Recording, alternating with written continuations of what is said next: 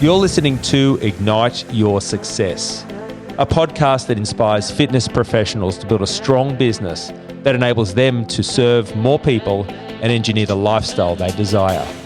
It's Brad Sheppard here, and together with Jason Urbanowicz, we're best known for running Trainer HQ, a community of passionate and profit-hungry fitness business owners that make a massive difference in others' lives every day. Each episode will unpack for you exactly what's working and deliver best practice strategies so you can confidently grow your business and make a huge impact.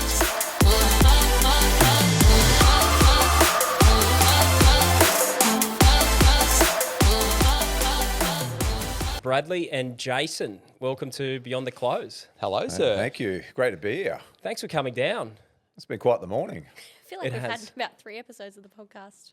We already have. This morning. There's been a bit of chat. A few moments.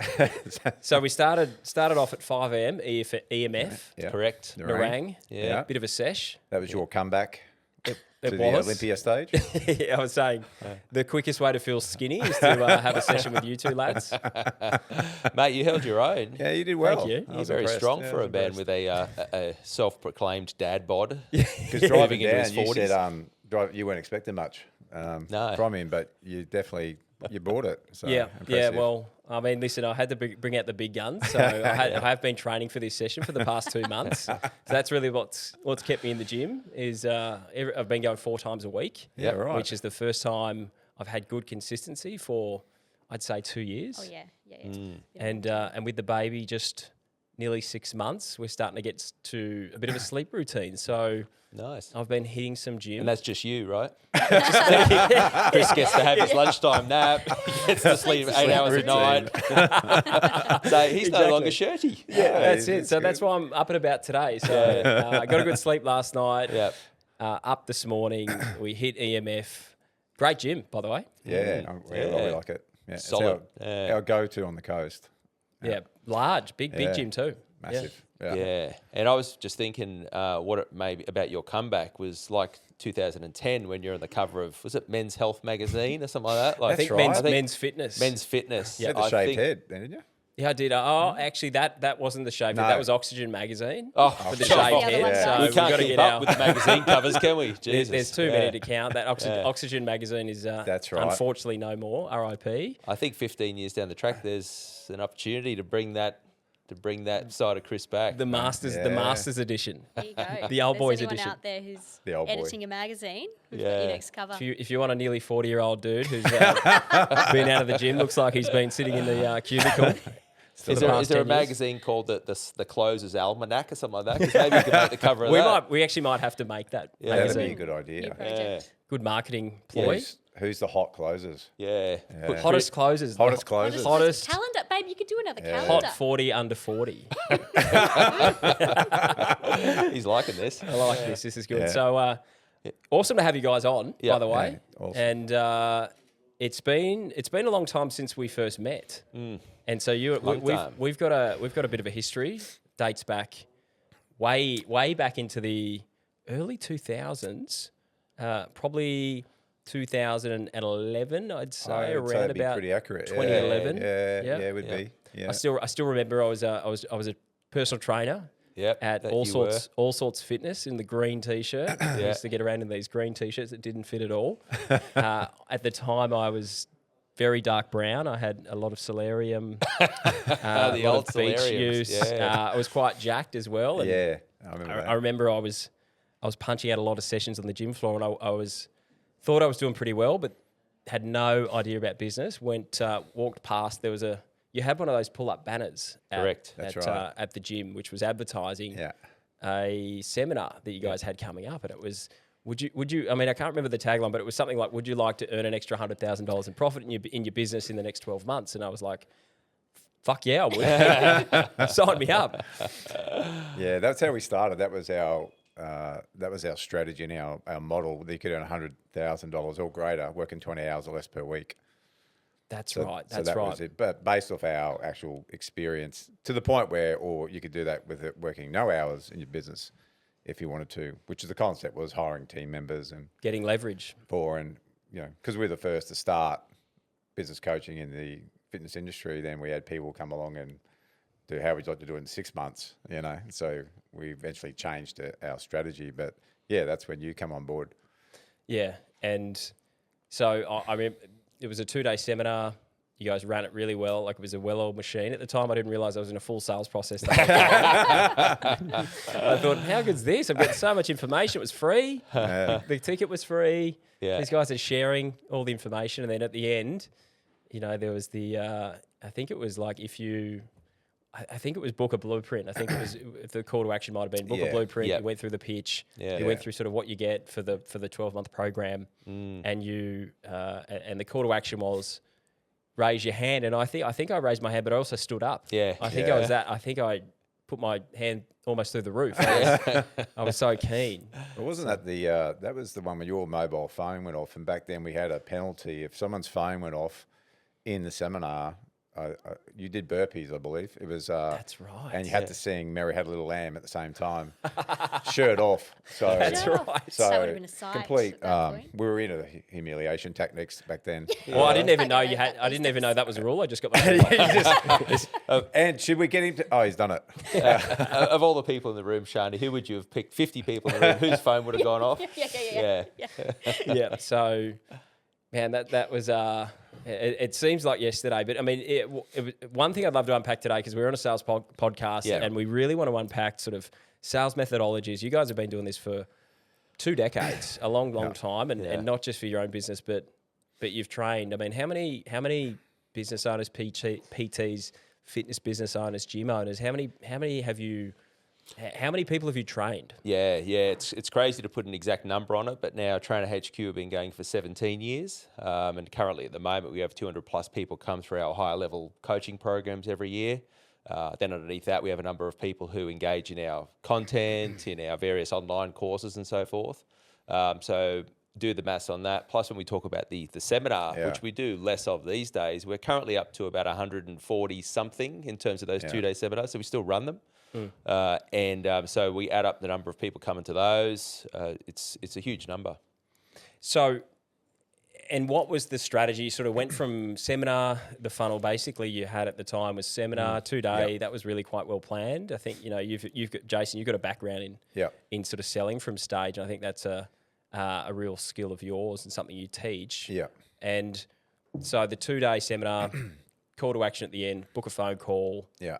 Which is, I think at the time we paid for it as well. So correct. It was a paid sales call. It just eliminated, because like, hey, who's not going to want to spend an hour with us? Look at us, you know. But that was the problem. Otherwise, that, you know, we were finding we were doing these blueprints with people that weren't really qualified or serious. But you go, hey, spend an hour with us.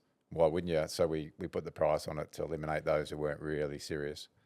Which is really interesting for people who like, because now like most businesses will offer that free call, and you know it's a pitch, you know it's a sales pitch, and you know you try to sort of wrap it up so they're going to get value from the call. So I mean, it was a while ago. How did you put value on that session to kind of make people who are qualified get their credit cards out for that session? Typically the way that we would do it was, I guess we would say that we're going to look at what's your current reality in your business. We want to uncover what are the challenges, frustrations, the things that you haven't been able to overcome on your own, and then look at what's the personal strategy and plan for that individual or that business. And what I'm fond of saying to people, there's 2 things will happen. You'll want to go and try to implement that plan on your own. And if you're prepared to take 5 to 6, 7, 8 years to do that, then all good. Or we can help you implement it, and we'll work with you to do it. So they feel like either way at the end of that, they would get extreme value from it. So it was like a consultation. I think we did a really good job of doing a blend. So not just specific sales or pain and aggravate. It was also a combination of, I could see where at the moment you could have real potential to improve that area of your business, give them the overview of what that would mean. And then they felt like they had value. So when we explained it, they felt like that was the case, that they were going to still walk away with some true value, even if they didn't do anything with us. Which is at the time, I would not have known it was a sales call. I'm pretty sure I would have thought that it was a business strategy session. So, Yeah. and you hear it a lot, strategy session, it's the new sales call. Like pretty much you could sort of substitute it for sales call. Yeah. But if you can position that call in a way that recipient is going to get value regardless of whether they buy or not, I think is the key. Yeah. So and 50% of people, like, because we've done so many seminars, we've got our stats. So if we had 60 people in there, 30 would do the blueprint. And they would pay. We did all different prices, $197, $297. But people would pay, for that, but 50%. And then out of that 50%, typically 30% would then go on and become a client. And where this all stemmed from was, going back to where we originally kicked off, we inaugurated in 2007. You'd started a pilot program before that, but we were both running our fitness businesses successfully ourselves. So we both kicked off in the fitness industry in the sort of the early to mid 90s. And so, myself started off as a personal trainer, clueless, loved training, was good at getting people in shape, all that, but had no idea about business, not unlike others in the room. Yeah, exactly. My first stage in the industry was like a roller coaster journey. Things were moving all right. Then for no apparent reason, I could lose some clients and I had no sales process, no marketing systems, etc. And so it wasn't until I got my first coach that showed me, hey, there's a different way to do this, and think you're a business owner first, and what you deliver is PT. But when we kicked off, it was like, well, we're both busy in our businesses, which are running very successfully already. We need to find a model that's going to work for us. And the seminar model was a great option, because we go, okay, if we could have 50, 60 people in a room and we can go for 2 days and we can deliver shitloads of content and absolutely blow them away. And regardless of what they do, for some people, they're going to come along and go, that was the best fucking 2 days I've spent. Yeah. I'm going to go and do this by myself. And if you took all that information and if you implemented it, you could get success, which, but for a lot of people, they know, hey, I'm going to need more. And that was, I guess, our whole strategy. And that's gold. Yeah. That's gold. Yeah. What? So this is scratching an itch we've got now, because we're working with a client at the moment who's putting together a live event, and there's going to be a live event funnel. Most of my work in the last decade, I think, has been online. So mostly sort of in the remote world, virtual events, which they're not as visual, not the same as being there in person. But so I mean, talk us through sort of the fundamentals of putting together a live event that adds value, but also is a bit of a funnel that gets down to a sale. First, I mean, time frame. You got to look at what's your time frame. Typically, for us, we found a minimum 6 weeks, depending on your. To advertise for the event? Yeah. And again, depends on where you're at. Like, do you have a good following already? Are you new? Is it just you're just brand new popping this seminar up, or have you been around, established, and people are aware of you? And again, we were running 16 of these events every year. So that was our time frame. Some people, if you're only going to run 2 or 3 a year, you might promote it for 3 or 4 months. But I guess the part is then what's your strategy to get people in? We've tried everything. Direct promoting the event itself, taking someone to a sales page, a landing page. What I really like to do is I like to build the audience first and have an audience there that you could then go and promote the seminar to, because they're a lot warmer. They've got value, they've got trust. And I think the landscape has changed a little bit now, that if you've got Anthony Robbins puts on an event, well, he doesn't really need to convince a lot of people, right? Because there's that authority that he's well known. If you're not, you got to do a really good job of having a pretty smick copy, sales process, funnel, marketing, advertising, all that bit. Or you have more time up your sleeve to go, well, let's build an audience first. Let's build a captive audience of people who are into the things I'm going to be promoting at the seminar, and then do it that way. So you would say organic first, so build your tribe, and try as much as you can. When we started, we built our database first, and the first event we put on, we had 50 odd people in there. No paid advertising, no nothing. We just built up our list. How did you do that? From back then, and we're talking 2008, we were getting people going into different gyms. Our partners would go and train at gyms, getting contacts. We had people cold calling, trainers, going through the phone book, the whole bit, because social media wasn't around Didn't then. exist. Yeah, no Facebook. It was really Yeah. limited. Our connections, of course, because we had a lot of connections in the industry, and it just built up organically that way. So it was a lot of legwork that we did, but we built up. That was the strategy. Let's build up a database first. Then when we put the event on, straight away, 50 odd people to that very first event. I think we spent $5,000 on a sales page, got a copywriter in, did a landing page, as they call them now, and directed our people to that particular page. And I think we sold it for, I can't remember that first event, if people paid $197 or... I think it was $97. $97 2-day event. Yeah. And back to the web page we got set up, the sales page, it was a long sales it was copy. that old school long copy, it was sales copy. decent. I remember we had the brief sitting down with the person who did it, and it was like, wow, this is, and when we saw it, we're like, wow, this is cool, man. I don't know if you remember, there was that time where it didn't matter if it looked shit, it was what was written on it. Yeah. But People now had an they've got to have the attention span. combination of both. It's got to look at, your brand strategy, your brand colours, how you want to represent yourself. But back then it was more about how persuasive is the copy. And the headline. But it was, half of them looked terrible, the websites, because the technology as well wasn't there to make things look so It's great. almost like we've gone back to the future there, though, because I think sometimes we went through this stage where you get an email, and it was like really kind of well designed, and you could immediately see it was a marketing email, and just screamed, I'm being marketed to right now. So now, like a lot of the marketing emails, they just look like you've been sent a random blank email. And so I think the same with some of the landing pages. But the other thing is, if you can align yourself with maybe someone who's got a following already or a database, it's another way that you could promote. And that was big back when I was previously to Train HQ, when I was in the personal development arena. Everyone had a list and database, and you would cross promote, because there might be someone who does how to flip houses and all this stuff, but they needed personal development as well. So we would, cross pollinate and go out to the list. So there's ways that you can do it if you want to fast track it. Go, well, who do I know that might already have a captive audience that I can build a relationship with, that they can promote to their list and their database? I mean, you see it all the time. So it's another way you can do it. there was, then there's this putting together of the event. So you've got them in a room. So it sounds, and to be honest, I haven't heard that before. So that's interesting to know that you put all that legwork in, and you built your database. You worked on that. Then you got 50 to your first event, which is probably more than Tony Robbins got to his first event. Probably. Absolutely. What was he doing? Snakes? Snake fear. Phobias? He was curing snake phobia. I think his first ever business. Yeah. And so 50 to your first event, and you obviously had a model that worked. You had 60 in a room, 30 would buy the blueprint. So what's the process you take them through? Why 2 days? Why not 1 day? Why not 4 hours? Yeah.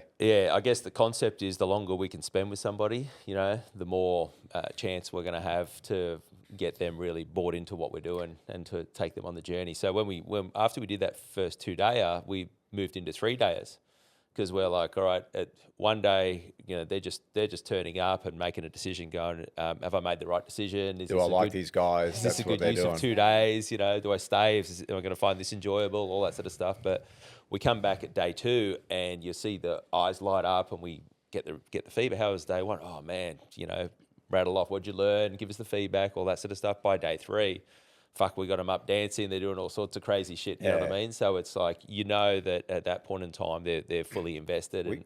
We'd have people tell us, go, I was coming originally because we used to attach CEC points to it, right?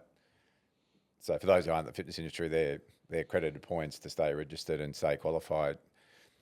And people would go, I was just going to come to get the CEC points. So if I thought it was going to be crap, So, but then that's an example of people on day 1. They just turn up to go, do I like these guys? And will I stay? Otherwise, I'll bail. And we heard many people say that. And you watch them come in day 2, way more relaxed, way more open, the whole bit. So typically, a 1 day event, if you're good at what you do, you could probably sell a $3,000 product. If it's a 2 day, you could go probably to 12. 3 day, 20 plus, you could get to that part where you could sell that. But And you went to 3. we did 3 as well. Yeah. Where we found, where we probably found the roadblock is then after a certain number of events, we did have some limitations with people going, just not committing, like, hey, knowing well in advance that, hey, I don't want to give up 3 days of PT clients. It's probably one of our first objections to overcome. So you think about yourself, right? You're in the game, you're exchanging time for money. Taking 2 days out of that meant that, all right, I've got to move people around. You're probably resourceful enough to do that, right? But for a lot who aren't wired that way, it's probably a big struggle, right, or a big challenge. So to then do that for 3 days. That's where we might have run 3 days for a couple of years, but then we moved back to 2, and 2 became sort of like the ideal model. Yeah. Yeah. So depending on what your market is, like if you're attracting people who are in a full-time job, they take 2 days off work, no big deal, 3 days. But you're dealing with self-employed trainers who income already up and down, and looking, can I make these people, can I change them? I don't want to ask my clients to move. So that was the stuff that we experimented with. And for us, it was the biggest objection was, I've got to take 2 days out or 3 days out, of my business. The opportunity cost there. Yeah. And so even though you do a good job of overcoming that, well, what's it costing you by staying in and not learning this stuff? It's still, for some people, they just were focused on I'm going to lose money. Yeah. And we, over the years, we experimented with so many different models and options too. There was a point in time where we tried the free ticket model. So we're like, okay, cool. So let's try a free ticket model now. That did produce more sign-ups. But then what it meant was we had, less people turn up, right? Because it's like, all right, now we've got 100 people come in, ripper, 50 people turn up. We go, all right, well, hold on. We thought 100 were coming, So then I had a brainwave to go, okay, what we'll do is we'll go to you, hey, Shani, come to the event. Here's how it works. The ticket's free. But what will happen is the value of the ticket's $197. Now, we'll take your credit card details and we'll file it away, and we'll only bill you if you don't turn up. So if you turn up, then you don't have to pay. That seemed to work for a while, but then someone told us it's probably not that legal. It was no idea. It was illegal. We're only doing it for 6 months. And did you take the credit card payments when they didn't show up? Did you follow through? Well, I think people showed up. I think people showed up pretty good because we had their credit card details. I love that. We went from people dropping out. People definitely got there. Yeah, they got there for sure. Yeah. Fear of loss. Yeah. Big motivator. Yeah, we thought we were going to get on a current affair for that when we found out about it. We're like, I got a feeling it was actually Lynn that said, I've done a bit of research and I don't think we're actually supposed to do this. It's rather free or it's not. Yeah, you're not allowed to promote it as free and then you take some payment details. Yeah. That's so good. anyway. Let the audience know. Yeah. Let it stand, guys. We don't recommend that It's one. free or it's not. And then, so the event itself, like you hear a lot of coaches talk about, you give them some know-how with know-how. And so, don't be sort of teaching when you're trying to sell. It sounds like you guys just were focused on deliver value and they'll buy. Like, was there any sort of strategy that you had around the event itself and how it was running? Yeah, that's always been my common disagreement with the so-called gurus teaching that stuff. And I've been to events myself where maybe because I'm well aware of this stuff, I won't mention a name, but there's someone who's pretty high profile in Australia, and all I heard this person say at the front was, this is not a sales pitch. We're going to get great content. There was about 2 minutes of content. It was woeful. And I just go, well, why say all that stuff and then don't deliver it? If you say it's not a sales pitch, then deliver content and let people make their own mind up. There is a balance and a blend between training people in the audience, so training them to take action. And sometimes it can sound manipulative. For my training, it's not manipulative. It's just that I understand that people left to their own devices won't do anything. So it's the ability to train them, and there was specific psychology that I learned from my mentor around how to do that. But we're always a big fan of going, no matter if it's on a sales call or a seminar, I want you to walk away going, that was the best 2 days that I experienced. And if you didn't do anything, great, that you had a great time. My understanding is that if you do a good job of that, people will go with, this is what their free stuff is like, or this is what 2 days like. Imagine what it's going to be like working with them for 12 months. And that worked really well for us. And I know this industry standard, some seminars, and if you run a seminar, you're converting at like 28 to 30%. That's considered top. So if you were a speaker back then, and you were getting invited to do people that run multiple events, right? There's a promoter, and they get you to come in to sell your product, and they collect a bit of that. If you were closing at 30%, they would want you to come and do that. So our stats showed us that we didn't need to do that style where you're just going, this is what you got to do, but I'm not going to tell you how to do it. We never went down that approach, and it worked very well for us. Does that mean it's the same for everybody? No, but I don't like when I hear you go, you don't do it that way. I go, well, show me the stats first. Yeah. If that way we do it doesn't work for your model and business, don't do it. So I just don't like when people teach one way and go, that's the only way you do it, because it's not true. Yeah, and coming from both of our experience and background, like we love to share information and content, and so we'd actually show a concept and then we teach the strategy step by step, whilst we're in the lesson. And so that part was because you get to see the light bulb moments in the people in the audience, and you get the feedback and all that sort of stuff. And it's just from looking back to all those events, and we go like the amount of people that had an impact on was really cool. The reality is that when you do share more, they know your expertise. They go, these guys fucking know their shit. Well, you were at the seminar. You would have, I don't know if you can remember, you'd start to form an opinion of us. But if you had switched on, you go, there's a lot of shit I've got to get my head around. There's no fucking way I'm going to do this all on my own. So if you're clever enough, you go, these guys know it. They've clearly sharing it with us. But I've got to go and do this all by myself. No way. If more knowledge was what we needed, then we'd all be millionaires with perfect abs. And that's our message throughout the whole thing. It's not about the knowledge. That's what's going on here and everything else. Because it's about the mindset, it's about the action, it's about the follow through. So you can have a strategy. You can just Google now. We're in the information age. It's not very hard to find a way to market or a way to get clients or a sales process. Yeah. It's about getting off your ass and getting it kicked sometimes to make sure it gets done. Yeah. And that's what you guys do. Well, what you said there is how I used to open, right? I go, if it's just about the knowledge, we'd just give you our videos and audios and you'll be sweet, yeah? Just go and do it. You don't need us. And they go, nah. Thanks. And I'd ask the audience, well, what is it then? They go, it's what's going on between your ears. It's your limitations, limiting beliefs, all that stuff's got to be addressed. I go, yeah, I agree. And it also becomes a major downfall in the information age of so much knowledge, so much information, too much out there. People get confused. They become overwhelmed. So we have so many people coming to us going, I've been watching this video, I've been tuning to this podcast, I've read this many books, I've Audible, and it's like, well, which ones have you actioned? I'm not really sure. I don't even know where I'm going, what I'm meant to be doing, It's about they've got the pantry, but they don't have the recipe. Yeah. And so if you're there, if you don't have a recipe, but you got the pantry, you've got all the food, and but how do I actually turn that into a souffle? A business souffle.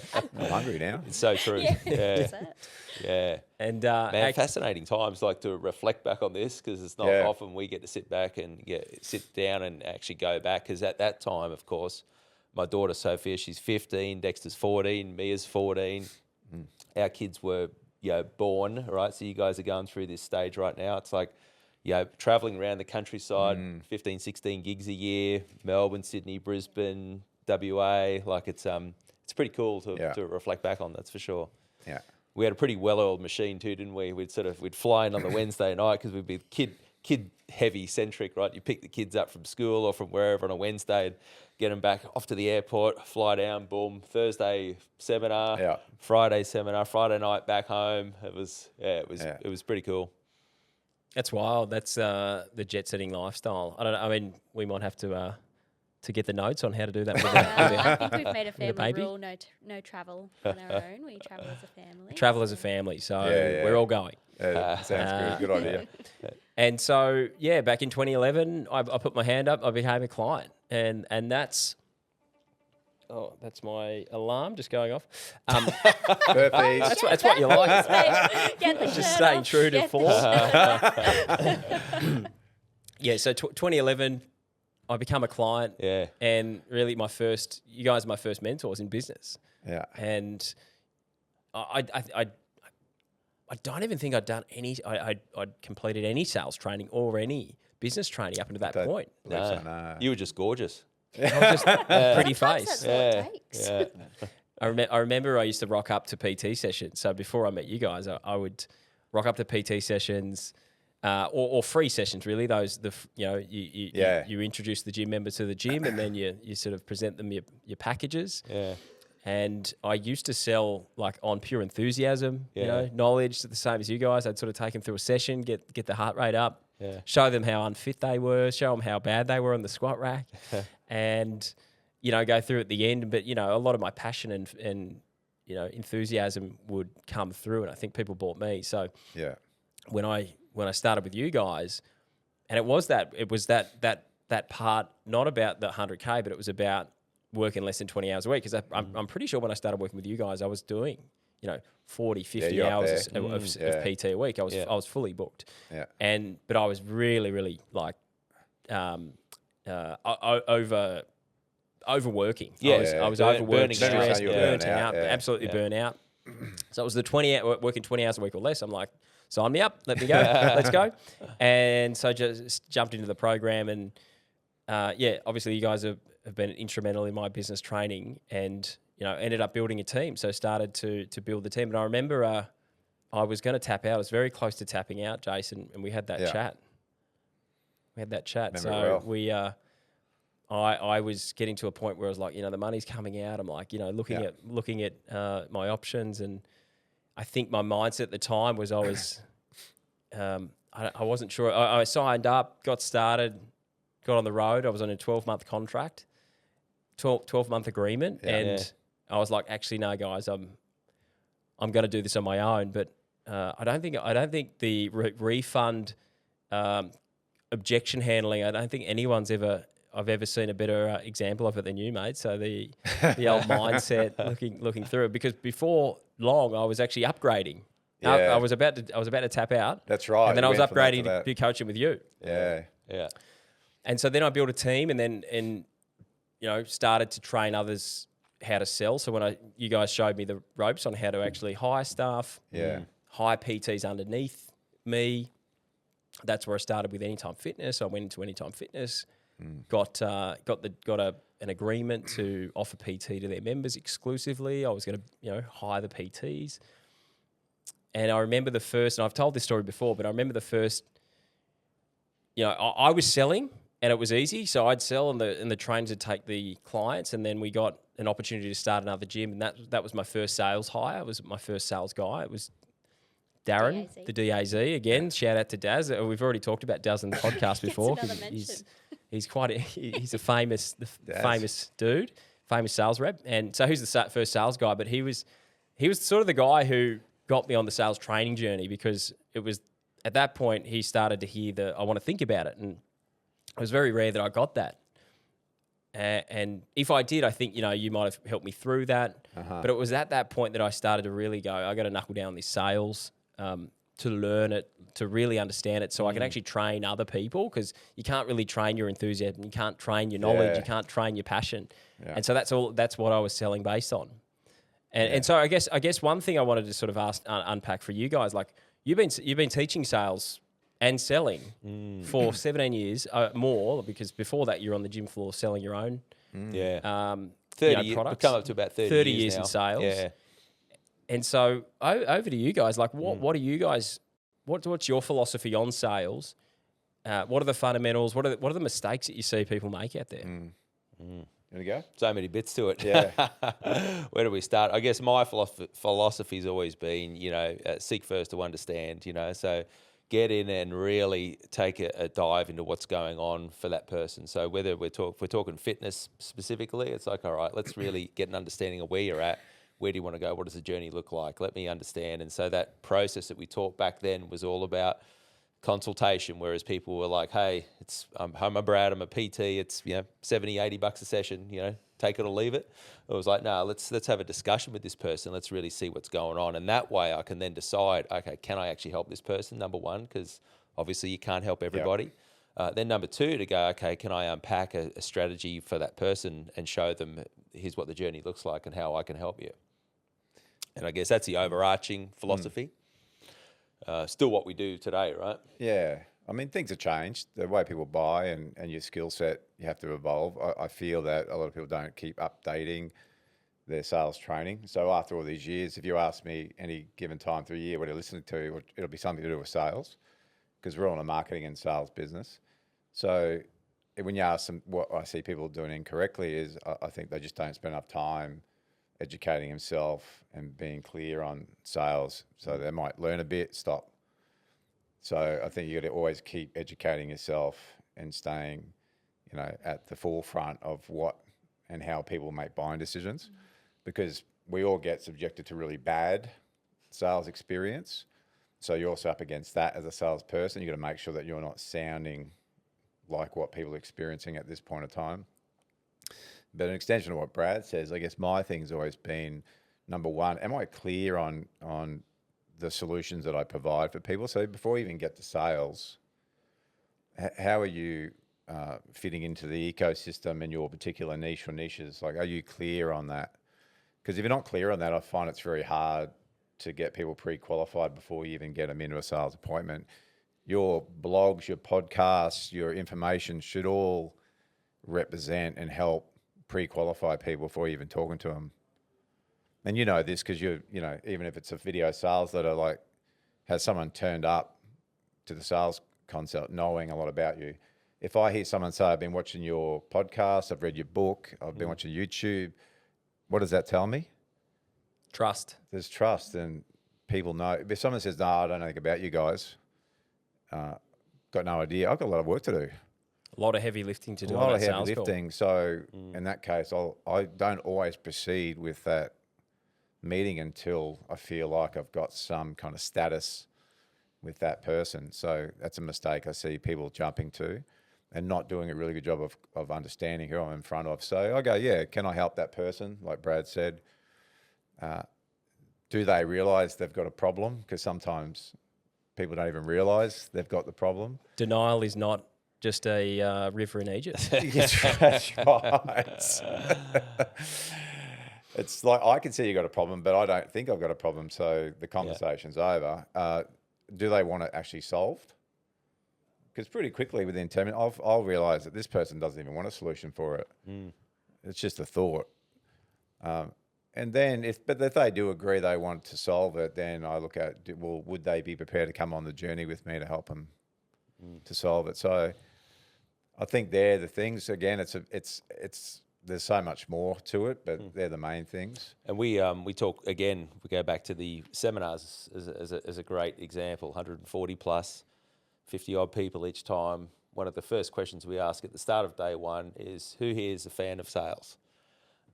What percentage of people do you think typically stick their hand up with fitness professionals? Like 5%. It's a very 5%, small percentage of that room, and that's across the board.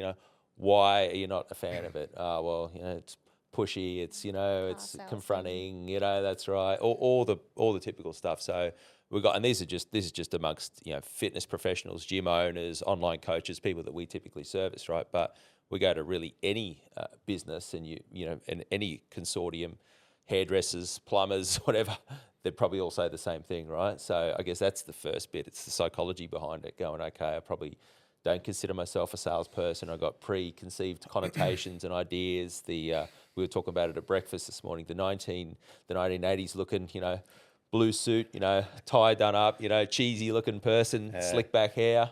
The Jordan Belfort. Yeah, 1980s, yeah. It is a mindset as well. Like, your mindset is key, I think, when you're rocking up to a sales call. You've been doing this for so long, and it's so easy for you guys to rock up and go, well, is this person ready? Yeah. Do they want to change? Do they have a problem? Are they ready to admit that they've got a problem? And if they aren't, then I can't help them. Yeah. And you're not going to sit there and try to pitch them. Yeah. You're not going to sit there and try and sell them something that they're not ready for. Yeah. But I think that's a problem that a lot of people who are starting in business or getting into sales. They're coming from a place of, I've got to show this person how good my product is. I've got to show this person. I've got to pitch them. I've got to sell them on the idea. Oh, you don't think you've got a problem? Well, let me show you that you've got a problem. Let me try to convince you. And it can just be as easy as flipping that mindset. Yeah. It's why emotional intelligence in that part also plays a big role in sales. Like when you said, about time and when you're with us and you wanted to leave, my ability to stay calm under that set of circumstances helped me to navigate that properly, rather than if I wasn't and I got reactive and then I got into a headbutting competition with you, then that would have been not the case. So I'm very thankful that I did all that training and work, because it comes in handy. Do you think composure and sort of emotional regulation? So when you're talking about EQ, you're talking about emotional self-discipline, self-awareness, empathy. Yeah. Do you think, how important do you think that is in sales? I think it's everything. It's critical. Yeah, it's everything, because once you get stressed, your ability to stay calm and relaxed and be intuitive and be in the moment goes out the window, and you'll default back to whatever your automatic process is. So under pressure, you'll rather go into yourself, or you'll get aggressive. They're typically the two things that I see. People go, oh, okay, well, I guess we'll call you next week. How different are people when they're, or I guess how important is it to learn how to be under pressure? Because I think we've talked about this on the podcast before, when confidence is easy to fake when you're not under pressure. So when you're not being squeezed by life or by sales or by business, things are going okay. It's pretty easy to rock up, as the best version of you and present a different picture, present, like a confident, composed kind of person. But it's not until you get squeezed by an objection or squeezed by, a difficult person that you really get found out. Yeah. I think you guys are, sorry, I've cut you off there, Casey. I think you guys are really well placed to answer this, because there's not many people I know who, or, particularly that we've had on the podcast yet, who've been doing this for so long. I think to stay the course with business and with sales for this amount of time, like there's got to be something, because a lot of people don't. Yeah, for me, it's just the top of the food chain. It's just so critical, to understand that bit. And we've seen it. We see it on the other side when someone is getting sold to and gets awkward. And, they either do that, go into themselves and, shit themselves. But if you're in a sales role and then you haven't got that intuition to go, okay, and then insightfulness to figure out where someone's at, it's gonna make it very challenging for you. There's a really funny thing that just came into my mind about the other person, because that happens to a sales prospect as well. They get under pressure. You're not just under pressure as a salesperson, but the prospect feels under pressure. Or they feel a little bit out of their comfort zone, which can be good for some people. Getting out of comfort zones is really the only place you're going to change. But but sometimes, your patterns come up. You're going to make an excuse. You're going to give an objection that's sort of not legit. You're going to pull away. You're not going to tell the full, tell the salesperson what's really going on. Yeah, I'm embarrassed because I don't think I got the money, but I'm embarrassed. So I'll say I've got to think about it or do something else. Well, we did that leadership training. So not sure what year it was. It was late days of Rapid PT. Got Jason down with. I had a leadership team. I had a bunch, maybe a team of 10 managers. There was a few there. There was a few there, so we had a pretty solid management team, and so we had was it a 2-day? Well, some of your PTs were there. There was 2 times I did stuff with you guys. That's right. Yeah. So we did one with just I think the wider group, and then one with just the managers, the leaders, and then some of the PTs I think who were training to be a leader or sort of on the cusp of being a manager. And got Jace down. I think it was is it your leadership? Is it a 2-day event? I think that was. Yeah, I think I can't remember now if it was 1 day or 2 days that we did, but either way, it's a 2-day event. And one of the exercises on the last day was, and we'd been warming up to this the whole session. We'd had a few different sort of exercises. One where you're staring at someone. Yeah. You got to look at them in their eyes for, I think it was like 45 minutes. Yeah, it was a long time. You have to stay there and just stare. And then there was another one which was an interesting one where you've got to get your wallet, get your phone out of your pocket, your keys, put it in a bag, and then you've got to give it to someone, and then they give you their stuff. And so you're holding their stuff, they're holding your stuff. And you can't give their stuff back until you feel that they really mean it when you ask for it back. Yeah. So you start off saying, Jason, I want my bag back. Yeah. I remember that. Jason, I want my stuff back. Yeah. And then the other person has to hold strong. Yeah. and it's Jason, I want my bag back. Yeah, that's right. And you really have to get deep. And so sometimes people on the other side, that they feel the pressure. Yeah. And they don't believe that you have the genuine desire to have your bag back, but they're crumbling under pressure. They're going to give it back to you. And then it's the same for you. How long can you hold the stuff before you part with it? And then the biggest one was when we left we had this task, it was an assignment to go, and you couldn't take your wallet, you couldn't take your phone. Well, I had all their stuff. That's right. It was all in bags. I got all their shit in the bag, so I've already got all their gear. It was all in the bag, and so the assignment was, okay, you don't have money, you don't have a way to kind of get money, you don't have your phone. You've got to go, and you have to go get lunch. It's lunchtime, everyone's hungry. Okay, so you got to go get lunch, but you don't have money. So you've got to go, and you've just warmed up. You've dropped into your Jace. Yeah, I want my bag back. Yeah. Jace, I want my bag back. Yeah. And you'd see people that were just, Jace, man, just give me my bag back, man. Well, that's the thing. You revert back. You see people try to beg, the stories are hilarious. Man, I've got to go get my kids. I won't be able to get them not my problem. No. Because they start telling the stories, because now I'm trying to manipulate you to make you feel sorry for me, rather than going, Chris, I want my bag back. And they got to feel that you mean it, right? And it's not aggression, but people go, mate, give us that fucking bag back, eh? And then they go, no, come on, I really need it. So you watch this roller coaster. You have not learned just to fully feel it and say it to this person. However you did as a kid, that's what you're doing now, under pressure. Very much so, under pressure. And so when we're out. So we're out for, I think it was an hour or maybe 2 hours you had to go get lunch. And so my personality, I was like, okay, I'm going to go straight to the best restaurant. So I went down to the Woolloomooloo Finger Wharf along there. And so there was all the restaurants along there, Manta, China Doll.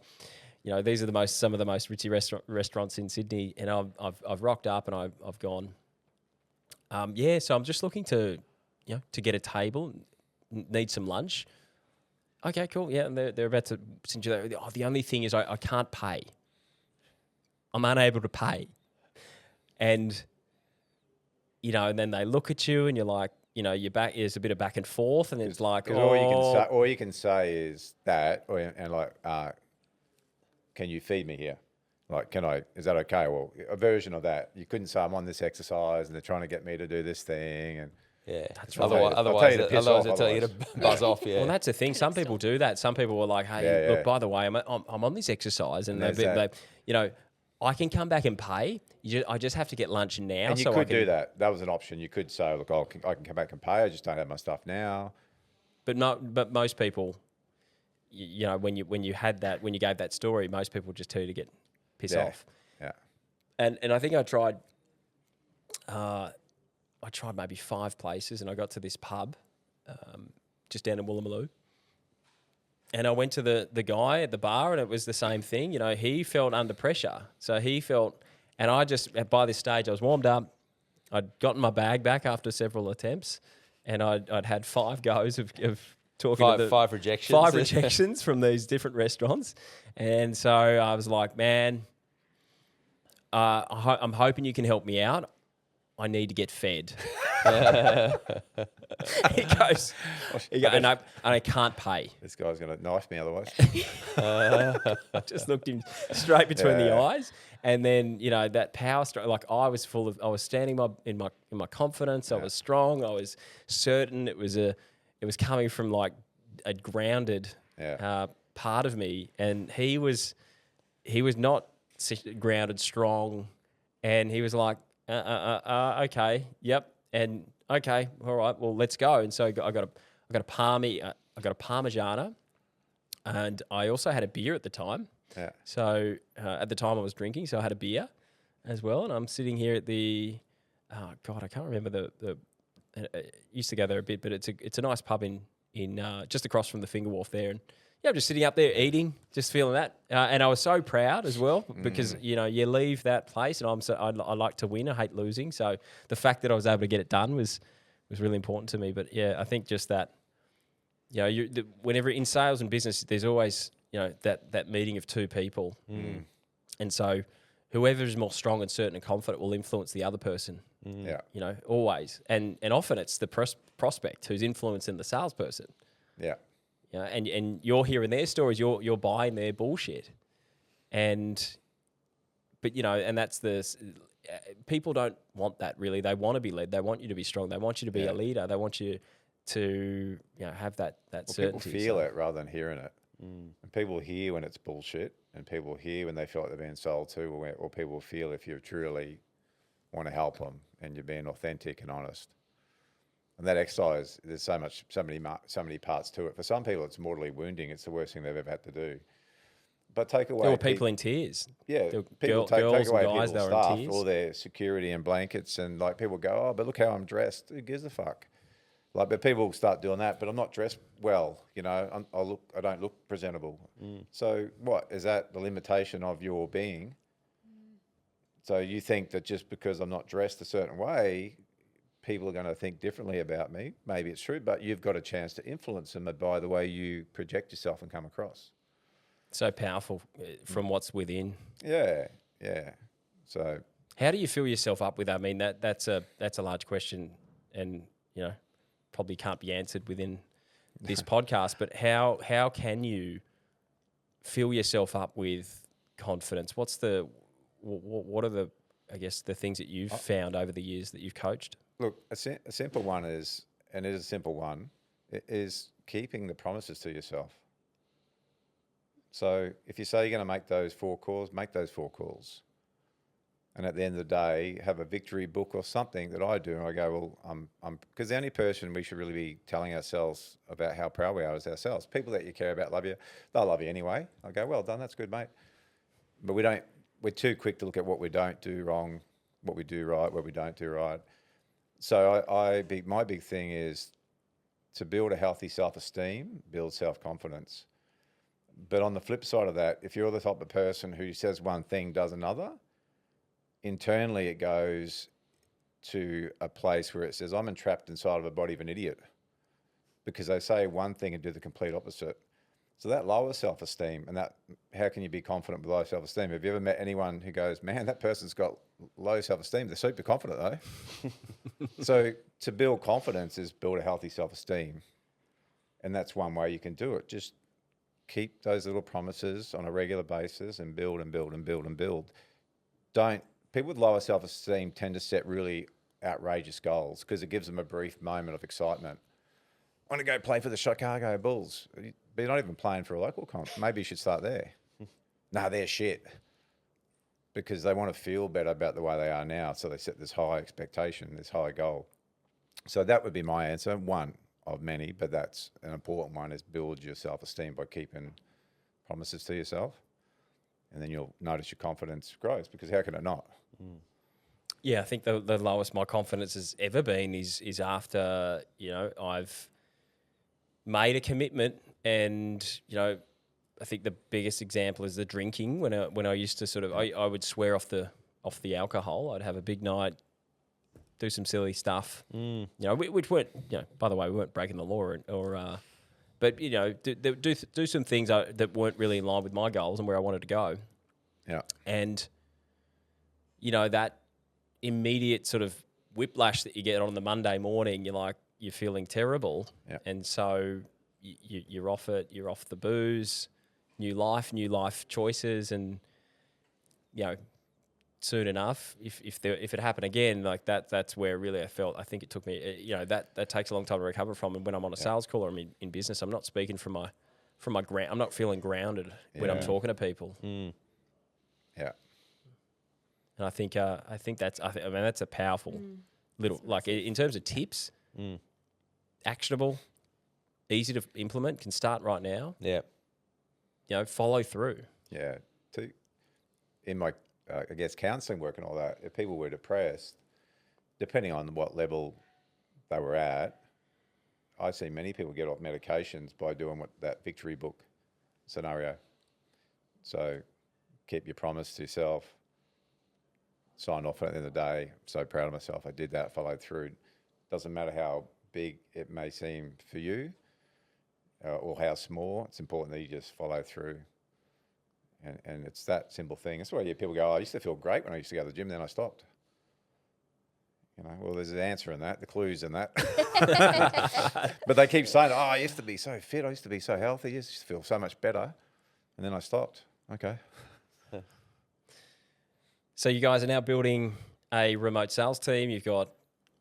You've moved a little bit further away from live events. You're moving more into the online space, remote sort of space. We've been lucky enough to help you build part of your sales team. Absolutely. And do some training. So what next? What are the plans for the next? Well, I guess if we move from the live events, because for us, the other part to running live events and having a business, so primarily back then, 80% of our business come from running live events. So we're like, okay, cool. Although it's working and it was enjoyable and fulfilling a need, we're like, we don't want to have a business that relies on us flying around the countryside running live events, right? So we started to get savvy, right? So we started to improve our marketing and have more inbound leads, and of course Facebook ads kicked off and all this sort of stuff that was sort of we didn't have access to before.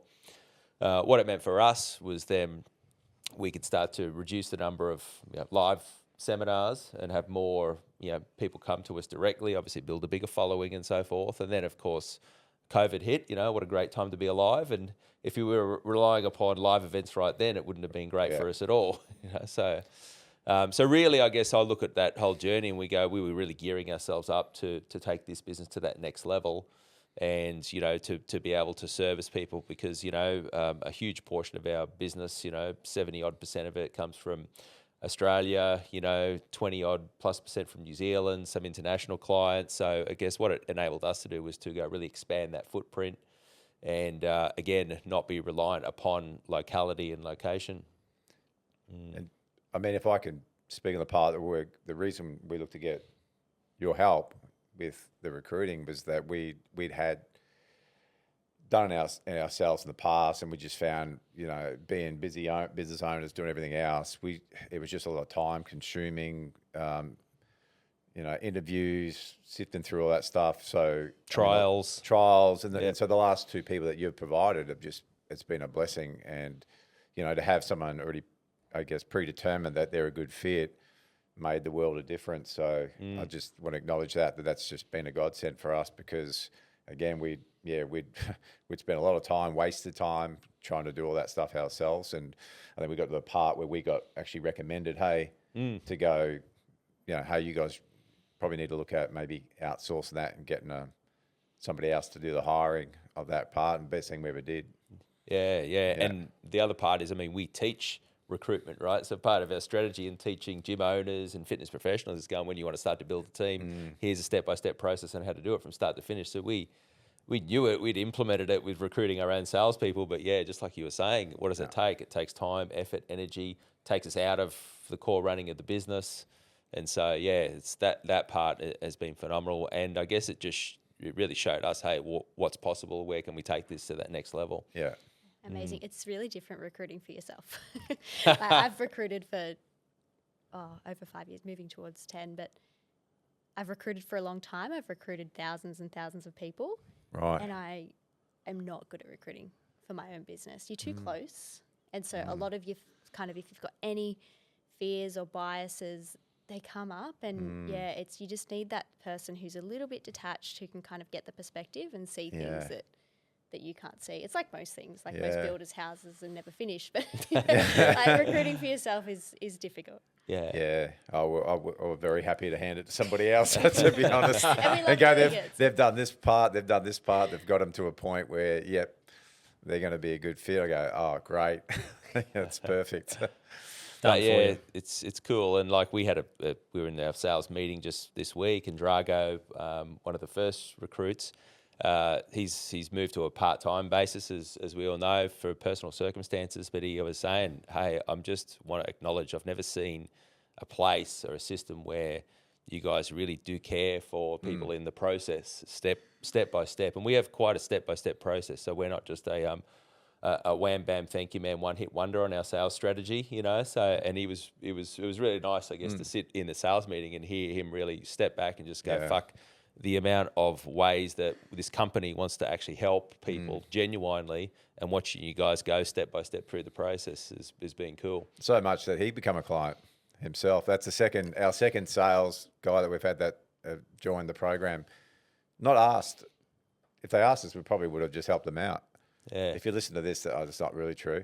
But what that showed us is that, you know, these guys go like, hey, I'm seeing all these success stories. I know what you guys provide and you do care, and they've actually joined the program while working for us. I want fucking a bit of this. I mean, Ryan, the first guy, he was going, I'm watching these people that I spoke to. I put these people into the program, watching them in 3 to 6 months hit all these goals. I fucking want that too. Yeah. You know? So while he was working full time for us, he started his online PTs, online coaching business on the side. And he was making $500-600 a week and that.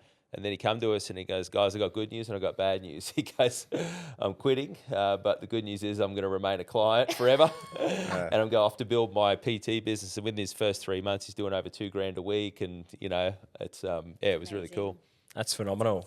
And I think you asked us originally, where are we going with the company? Well, we're just expanding. Like people ask us, okay, we just aim to do what we're doing better every year. Like this year, we're on track again to do our best year ever. You know, both growth and profit, but it's more than just that. We're building a big following in New Zealand, so New Zealand's our next thing. Already we've got like 30 odd clients in there, so we've got a launch going into New Zealand, so we really want to own that space as well.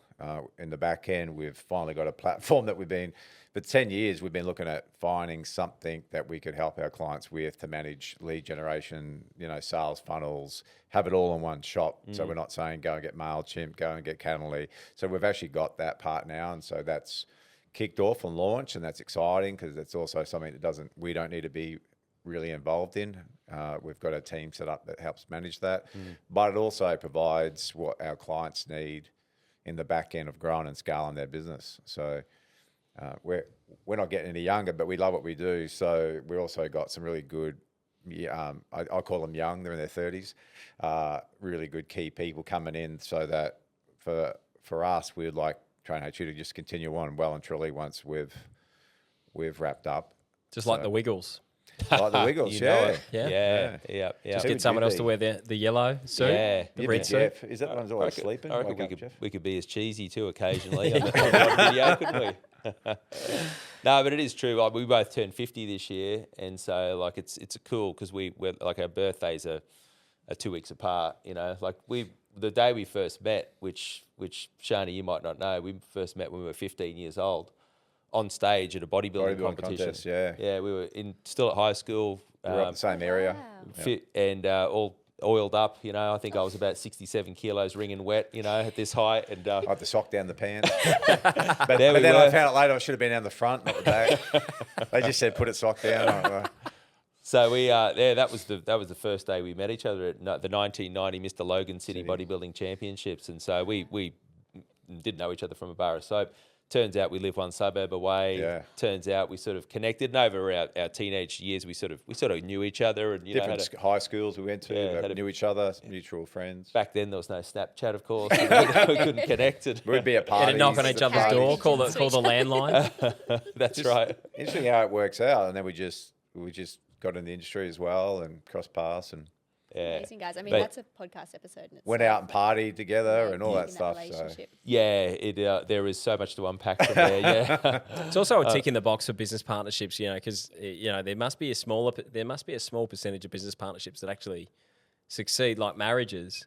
You know, not every day you get to meet someone who you're going to spend the rest of your life with, and the same is within business. And I think a lot of people go into business partnerships thinking they need the other person, and it rarely works out. That's So- right. And also the common fallacies you hear, don't get into business with friends or Yeah. family or all this sort of stuff. So we can show you examples of where that's completely the opposite, right? So we go, okay, what if we had a friendship, right? So what if we decided not to do it 18 odd years ago, you know? Oh, nah, he's a mate. I better not do it, you know? It's like, but yeah, at the turning 50 this year, it's great because we're now planning out what does the next 10, 15, 20 years look like, and how do we start to find ways to divest and have people become part of this company because again, I mean, we say it all the time. 17 years down the track, we still feel like we're scratching the surface, in this country and also internationally. So we see huge amounts of opportunity for those that want to become part of it, want to come along for the ride. Perfect. We'll look forward to building the sales team and helping you grow and scale as you take over the rest of the world. Yeah, Love it. The sales process is also an interesting one because I guess one thing, talking about what we see is out there in the market is we hear a lot of shit, So what I mean by that is we hear people who have, they might have, when we first started in the fitness business coaching space, there wasn't much in the way of, other people coaching fitness business owners. I guess we pioneered it in this country. Since we started, of course, and in the 17 years, there's been a lot of them pop up because there's no qualification, there's no minimum standard. What does it take to, become a fitness business coach? Well, you just start your Instagram file and call yourself one. Just like OnlyFans creators are now online coaches apparently as well, So, but over those years we've seen some people come to our workshop, probably look around, count the heads and go, holy shit, I can do this myself, What we've seen is a lot of shit out there, and here's some of the stuff we hear. We hear high-pressured, old-school sales tactics. We hear people getting sold to over DMs, just the DM sell, for the 5K. Can't get them on a call. They don't want to meet face-to-face. Or here's my PDF. Read it. Yeah. Give me your credit card. Here's the one-hit wonders, the one and done. So it's just like, all right, I'm in there and I'm going to go hard on this person. And then the person says, well, hey, I'm interested in your $5,000 upfront course. All right, let's put it on a credit card. The person says, well, I want to consider some options, not right now. And the person says, hold on, you mustn't be serious about these goals that we spoke of just before. And they drill you on the identity, drill you on your on your decision making, character assassination. Make you feel bad. Exactly. Yeah, so mindset. It's unfortunate because I guess we hear it and we go, there's plenty of it out there. And like back to the emotional intelligence part, we hear of people, people getting the shits, These are the people that are trying to sell, their program because someone hasn't bought it, and rousing on them and all the rest of it, So it's fascinating. It's when I got into closing, I was in this sort of, I went through some training programs, which were the closing style, high ticket closing on the phone. I'd always sold in person, so I was used to selling belly to belly. You build good rapport. People can feel your confidence in it, and they bought what you were selling basically, and there's. Going to a phone sale became a different kettle of fish. So I went through some trainings on how to elevate that. But there was a lot of these courses which were, the objection handling was heavily sort of questioning that person's identity and questioning the way they think and the way they make decisions and questioning whether or not that means it's sort of, mental weakness. There's a bit of weakness there and maybe that's the reason you're stuck. Have you considered that? And it really never worked for me. I used to implement that, to be honest. So it was a mini coaching session at the end of the call where not only are you you're shifting from an expert product knowledge, an expert in whatever you're selling to being a bit of a mindset coach and sort of unpacking that person's, unpacking their limiting beliefs and unpacking that and all within making a diagnosis. Less. Making a diagnosis around why they're stuck in their life and, it's funny. I think just all the training that you and I have done together, and we've all done on mindset and self development. You just know it's really hard to turn that sales call into a coaching call and actually get that person to sort of go, oh, hang on, maybe I should sort of take action because you, the sales guy, has just told me that I'm. Maybe my thinking is a little bit skew-if and I'm a weak person. Actually, maybe I will buy now. So I think authenticity is probably really key. And but I do think there's merit in sort of helping someone shift their thinking. That's really what the sales process for me is about, shifting that person's thinking before, but not insulting them at the end of the call and doing it without tact and doing it without skill, because I think a lot of the closers, they don't have the skill to coach someone on their mindset, and so but it's been written in the objection handling sort of playbook. Here's some dialogue to use. It works. Say this. Very rare that it works. It's nuts. So I think we're coming up to time, guys. I mean, it's been a journey down memory lane. Yes. And sort of finding out a lot of stuff, even though we've got been acquainted for a long time now, and good friends and work together. There's some stuff I learned today. It's been an awesome chat. Yeah, it's been phenomenal. We look at the journey like not only do we start as client, right through, develop the friendship, watching your journey in terms of what you built. And now, how cool is it when it swings right around the other way? We're a client of yours now. Yeah, using your service. And Yeah. we've had that happen a few times. Yeah, we look back and we go, hey, that's good. The whole thing of leaving a legacy, it goes, how do you ultimately see this whole thing playing out? Is you got these great relationships with people that you really value, but you also see their success and where that heads, right? You started as the fitness guy and now look where it's gone, right? As a result of, by the sounds of it, coming to that one event, which helped you sort of go on that pathway of business to growth, which is really cool. Absolutely, and personal growth as well. Yeah, it's the Yeah. part Is it we really- love the most, hey, just watching where people go and where they head. And, Brett Campbell's another one, just Crushing gone it. on to big things. And, we've used his service at some point. Yeah. It's great where they just, debunk. Some people like to be the guru and keep their students or clients there. Keep them where I always below. want to go, I hope you go way better than me so I can then, lean on you and use your experience and knowledge. Because if you're surrounded by all these people that lift up, it just empowers everybody. There's so much more opportunity. And we hear it all the time. So we have our clients, 200 plus clients on the higher level coaching program. We run our millionaire mindset retreats on the Gold Coast. We run our Ignite event in Bali. We run our Inspire end of year event. And always, as we chat to the clients, when they speak, what we hear is, it's the business success, it's the dollars in the bank, the money, the gyms they bought, all that stuff. That's all great, but it's the person they became in the process and the personal development changes, which for them, they just. It takes the cake in terms of how they speak about it and how their life has changed as a result of it, So, and that part is just phenomenal. Yeah. Great work. Amazing, guys. Thank you so much. Pleasure. Thanks for having us. Thank you.